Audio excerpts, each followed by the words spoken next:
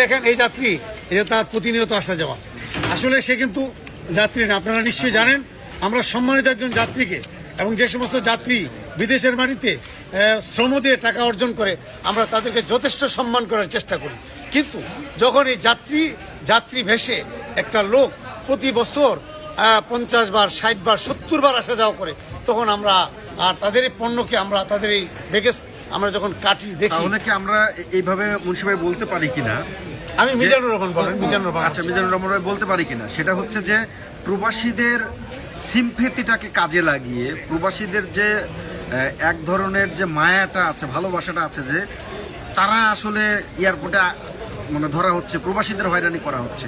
তাহলে আমরা কি এটাই দেখছি যে যারা ধরা পড়ছে বা যারা আনছে তারা এটা এনে বাইরে গিয়ে বলছে তারা প্রবাসী? জি জি, তারা বলছে প্রবাসী। আপনি আশ্চর্য হয়ে যাবেন, যে সমস্ত যাত্রী নর্মালি বিদেশে আসা যাওয়া করেন শুধুমাত্র শ্রমের বিনিময়ে টাকা কামাই করেন, তারা অত্যন্ত পোলাইট, তারা অত্যন্ত ভদ্র, তারা আমাদেরকে অত্যন্ত রেসপেক্ট করে, এবং আমরাও তাদেরকে যথেষ্ট সমীহর সাথে, সম্মানের সাথে আমরা জানি তাদের শ্রমের বিনিময়ে, তাদের গ্রামের বিনিময়ে আমাদের দেশে ফরেন কারেন্সি আর্ন হয়। এজন্য আমরা সর্বদা সচেষ্ট থাকি। কিন্তু সবচেয়ে দুঃখের বিষয়, এই মুসলিমীয় শতাধিক বা 200-500 লোক যারা কিনা এই বিভিন্ন কান্ট্রিতে যায় গোল্ড এবং কসমেটিক্সের আইনা ব্যবসা করতেছে এবং হরদম আসা যাওয়া করে, এই তারা কিন্তু আসা যাওয়ার কারণে আমাদেরকে যাত্রীদেরকে স্ক্যান দিতে হয়, যাত্রীদেরকে পরীক্ষা করতে হয়, আর যার ফলে তারাই বড় গলায় আমাদেরকে বলে আপনারা আমাদেরকে হয়রানি করতেছেন, কিন্তু মূলত তারা আমাদেরকে হয়রানি করতেছে।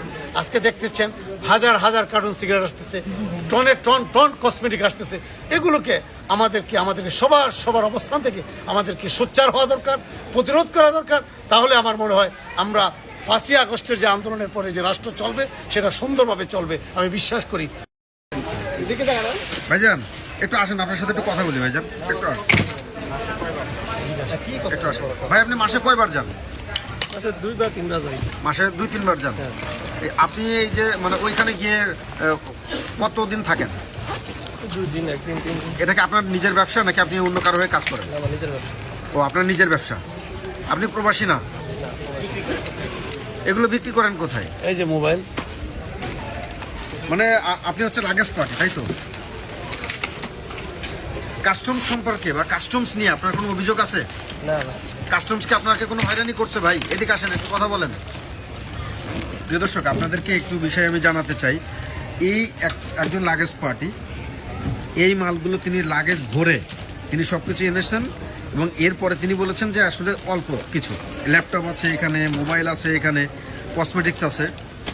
কিন্তু এই মানুষগুলোই প্রবাসীদের হয়ে তারা কি বলে যে এগুলো হচ্ছে তাদেরকে নাকি হয়রানি করা হচ্ছে। এই মানুষটাই যখন বিমানবন্দরের বাইরে যাবে ঠিক তখনই বলবেন যে প্রবাসীদেরকে হয়রানি করা হচ্ছে। আমি দীর্ঘদিন বিদেশে থেকে এসেছি, 5 বছর কিংবা 7 বছর পরে আমি আসছি, এখন আসার পরে কাস্টমস আমার সব কিছু নিয়ে নিয়েছে।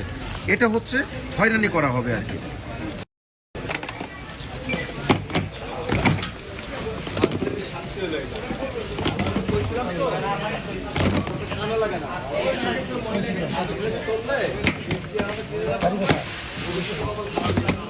কতদিন যায় পাসপোর্টটা দেখি, এবছর কতবার আসা যাওয়া করছে?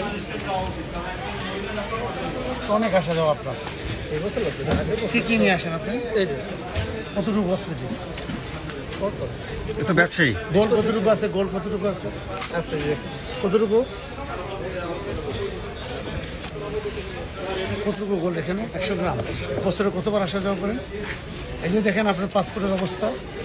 একবার এই যাত্রী যখন বাইরে যায় তখন এই যাত্রী এক কমপক্ষে 15 লক্ষ টাকার গোল্ড এবং এই কসমেটিক নিয়ে আসে। এদিকে আসেন, এই গোল্ডটা কার? সত্য করে বলেন, এদিকে আসেন। কার স্বর্ণ? এদিকে দিলেন কার? 15টা কার? আমার দিকে তাকা, এদিকে তাকান। 15টা কার? এর বিনিময়ে কত টাকা পান? 10,000 টাকার বিনিময়ে রাষ্ট্রের 15 লক্ষ টাকা চলে যায় বিদেশের মাটিতে। আপনি আরও আশ্চর্য হবেন যে এই কসমেটিক্সগুলো এইভাবে একটা যাত্রী প্রতি মাসে কমপক্ষে 10 থেকে 15 বার আসা যাওয়া করে। আমরা যাত্রীদের কাছে জিজ্ঞেস করে যেটা পাই, তারা শুধু একদিন বিরতি দিয়ে আবার চলে যায়, আবার চলে আসে। এইভাবে যদি 116 গ্রাম বা 17 গ্রাম গোল্ড আনে এবং এইটা আনে, এই দুটোর বিনিময়ে প্রায় 30 লক্ষ টাকা বাংলাদেশ সরকারের ডলার বাইরের মাটিতে চলে যাচ্ছে, তার বিনিময়ে আসতেছে। এবং এটা কিন্তু একজন যাত্রী একা আনে না, এই যাত্রী অন্যের মাল ক্যারি করে। সে যদি এমন হইতো যে 2 বছর 5 বছর 7 বছর 10 বছর বিদেশের মাটিতে শ্রম দিচ্ছে, আসার সময় তাদের স্বজনদের জন্য কিছু গোল নিয়ে আসতেছে, সেটা ছিল ভিন্ন কথা। কিন্তু বিষয়টি এরকম না। বিষয়টি হলো একজন লোকের পণ্য সে ক্যারি করতেছে, এই বহন করার বিনিময়ে সে অল্প কিছু টাকা 10,000 টাকা শুনলেন 10,000 টাকা পায়। 10,000 টাকার বিনিময়ে 14 লক্ষ থেকে 15 লক্ষ টাকা বিদেশে চলে যাচ্ছে। তো আমার মনে হয় এই অবস্থা থেকে আমাদেরকে বেরিয়ে আসা দরকার।